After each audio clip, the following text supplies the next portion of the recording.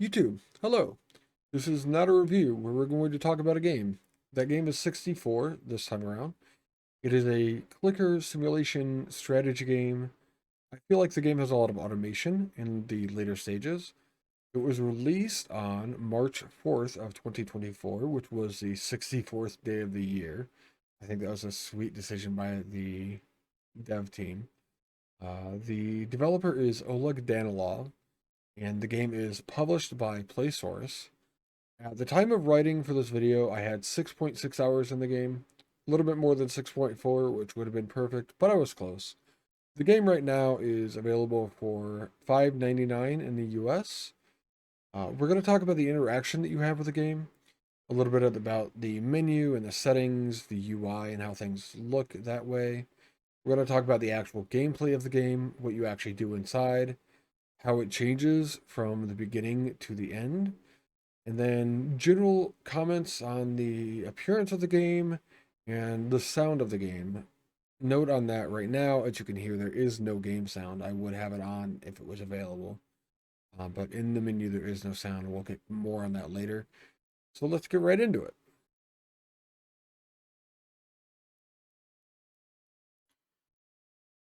On to talking about the interaction that you have with the game. I wanted to point something out right away. As you can see, I don't have the game launched now. When I do hit the play button, and the game loads, there are a couple of things. At the bottom left of the screen, it does say bright flashing lights are part of the game. If you're sensitive to them, you may consider disabling flashes by clicking this icon. That is literally just a little icon that you can click over and puts a cross. Part of the reason that I wanted to get this out of the way right in the beginning of talking about the interaction with the game is because this little detail or tip here goes away and does not come back. So if you load the game and miss that, you will completely miss the reason that that is there. Hovering over it doesn't bring a tooltip up or anything like that either. This is the main menu of the game, which you can see it has continue with escape near it. It's actually the pause menu. If you hit escape, you go into the game itself. I'm gonna hit escape to go back out because there's a couple more things that I want to talk about here. One of the options that you have, and I think this is actually pretty cool, will warn you it will get bright here very soon. When you click on the icon next to this, and the only way you have to know about this is by testing the icon out, or I guess watching this video now. It turns it on to bright mode. So I believe I gave you a warning. I hope I did. The bright mode and dark mode options are just for the menu, but I think this is really cool and rather unique. I'm glad the game has it because I do like dark mode on my browsers and everything I can, my operating software. Dark mode is life for me. A couple of the other things that you have while you're sitting here in the menu. There is a Discord icon up in the top left that does take you to the Discord for 64. There is another option up here that's not really hidden, but out of the way. This will make the game so it's not full screen. Goes into a windowed mode, so that is an option that you have. There is an achievements tab, so you can see what achievements you have and how many there are that you're missing while you're in the game. And then there is, on the left-hand side, a couple of dots that are actually the autosaves. This is kind of important, and I feel like the menu is missing a little bit, honestly. I would love to have a lot of these things combined and put into an actual settings menu. Settings button that you can click on, that you can look at all these options. So you have tooltips on things like this. If they wanted to leave these on the main menu or exit pause menu if as well, that would be fine. But I would love to see an actual settings menu. And then with that, we are going to get into talking about the actual gameplay, what you do. I'm going to prepare a little bit, so we'll be right back for that. So I prepared a little bit here. In the beginning of the game, all you actually start with is one building in the center. And when you click on that, it starts to descend. If you continue holding it down, it will generate these blocks nearby. Once you get a few of those blocks, eventually it will fill up the space around that building in the middle.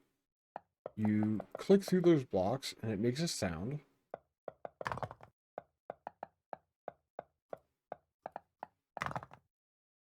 It does get faster to click through the blocks later on in the game, so that is something that accelerates. It also shows you a depth when you're holding the building down, and that counter keeps going up. It starts at 0, we're now down to 27 and continuing. And I want to show you a specific, unique difference in the blocks. Now I'm not having one that pops up. I've actually recorded this, tried to record this multiple times. Last time I already had some that popped up. This time I just haven't. There we go. Definitely have one now. Once you hear a different sound as you're clicking the block, you know that you're getting a different resource out of it. You could also see, because it's facing us right now, that this block has a different resource in it. In the beginning, once you start getting these resources, a couple of things pop up. One of which is a conversation here on the left-hand corner of the screen, talking about the UI for just a moment. You do have this conversation. On the right-hand side in the bottom right corner, there's a little minus symbol. You can click on that and it will take the description of the buildings away. If you click on it again, it brings that back. Hovering over each of the different resources, it tells you what their name is, how many you are gaining per second, and how many you're spending per second as well.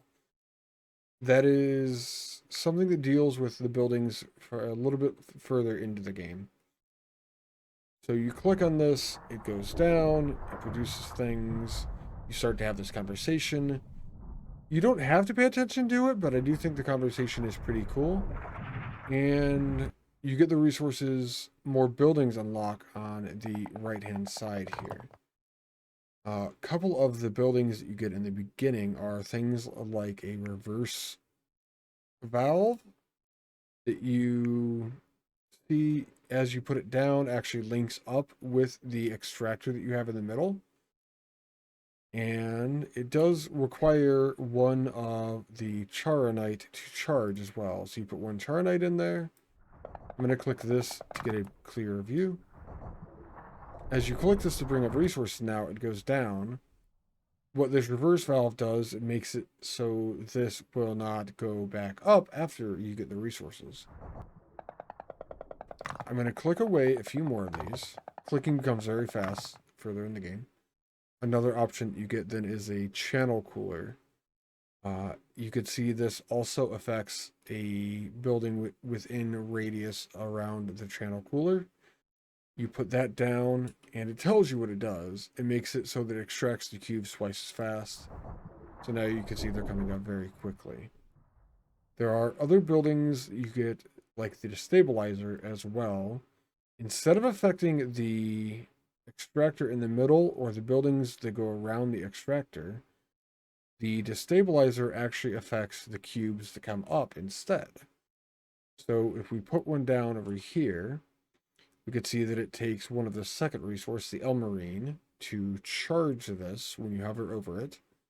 You can click on that, and then this will make it so that the blocks that you're about to break even faster than the blocks that are not nearby it. One other point that I want to make while we're out at this part, for one, you will have those random things that pop up. You hover your mouse over them and they give you bonus resources. One of the others is right here. If you go too far away from your factory, it is pretty much just white void all the way out. One of the things that will make it so you can locate your factory is your mouse pointer will actually turn into an arrow. I believe this is pointing you back towards the center, if not pointing towards where you have factory buildings. On that note, we are going to run over here because I want to show you what I have going now. And this is one of my favorite aspects about the game. Once you get a lot of different buildings unlocked and you start getting more and more different styles of cubes, it becomes a more automation game. and it is about designing the layout of the buildings to try to optimize everything. You want the cubes to be gathered quickly, be destroyed quickly, and you want to set it up so everything works automatically as much as possible. There are other things that inject certain cubes into the blocks that appear, and a lot of interactions that everything has with each other. This is one of my favorite parts of the game because it becomes designing a blueprint, similar to Factorio or Dyson's program blueprints are. You cannot actually copy things and paste them again like those blueprints, but it does give me the same sensation as making them. We're going to talk about the sights and the sounds of the game. You can see a lot of them. You've heard them now. Soon, but I want to reset things and then we'll come back to that. Onto the sights and sound of the game. I want to make a note that there are a couple of buildings, specifically this one here gets its upgrades. This does change the look of the game from the beginning to mid-game where I am now. I would suspect it also changes in the late game, but I'm not entirely sure. And it has a pretty simple elegance to it. Like I said earlier, if you go beyond where you're building a factory in the beginning, it is just light gray. There's not a lot there. It's pretty minimalistic. It's a lot of cubes. It's a lot of cubes. But there are also the machines to consider. They are all detailed and they're all unique. And they all stand out from each other quite far. They each have a different sound as well. A lot of what you're hearing is the cubes coming up, the cubes being broken. You can hear that zap when you have a mouse saying. A lot of that is really, really satisfying. Something the game does not tell you is if you hold down shift and scroll out, you can zoom out. You can zoom in by scrolling in. You tap shift, it's back to the default zoom. And there are quite a few different sounds. I'm expecting to find even more as I go further in. Each of the different blocks that you unlock and start mining comes out with a different sound when you mine it as well. And then there are other buildings to consider with this as well. Each of these has their own sound, and you can tell what they look like. Even when you fill them up, you can tell it's something unique. I think a lot of the sound design's been done very well. I do wish there was something in the background, specifically in the game when you're not doing anything with the machines, when you're out looking around at things. Also, on the main menu. Even if there was a little soundtrack made up that was out of the sounds of the machines in the game up to a certain point or something, it would be nice to have something here. It could be a stylistic choice that they've made to not include anything except for what you interact with in the game, which is fine as well. Just my preference. I do a lot of live streaming on Twitch, and I don't like having music. I like to hear what the game is. I think it keeps it more universal for anyone who might be watching. When you're on a menu and Twitch and you live, there's no audio. It can be a little bit weird. Just like it probably is now in this video. But overall, I do think the sound and the design of the game, the way it looks, is really cool for what the game is. I am a fan of that. I'm going to summarize things up here, and we'll talk a little bit about my thoughts on the game in general, and then I'll end the video. So 64 is a clicker game in the beginning. It becomes something as a mystery as you go through the conversation here. It has a lot of heavy strategy around the way that you design your factory. It does have some pretty unique sights and sounds to it in its style and things like that. And it does have quite a bit of automation as you get further in. I enjoyed my time with it so far. We'll probably spend more time with it as well. I think it's a good game, especially the fact that it is only $6 here in the US. I think it's well worth the value personally, but this is also my style of game, so that fits for me. Down in the comments below, let me know what you think. Have you tried 64? Are you looking forward to getting it? And if you have tried it, what do you think of the gameplay? Do you like it? Do you hate it? Are you excited to get further in? Anything like that. Let me know down in the comments below. If you are new here, this is the net review style videos where we talk about the games. I'm still dealing with messing with the format. This is only my third one so far, so if you have any suggestions, let me know down below. Give me a thumbs up if you like this style of video. And I have other links down below as well. I know I mentioned before, I do stream on Twitch. There is a link tree down below that will have that inside of it, and we'll see you next time. So, 64 is... It was released on March... Fuck. It is the 64th day of the developer is Oleg Danilov, and I am sorry if I messed up that pronunciation at all.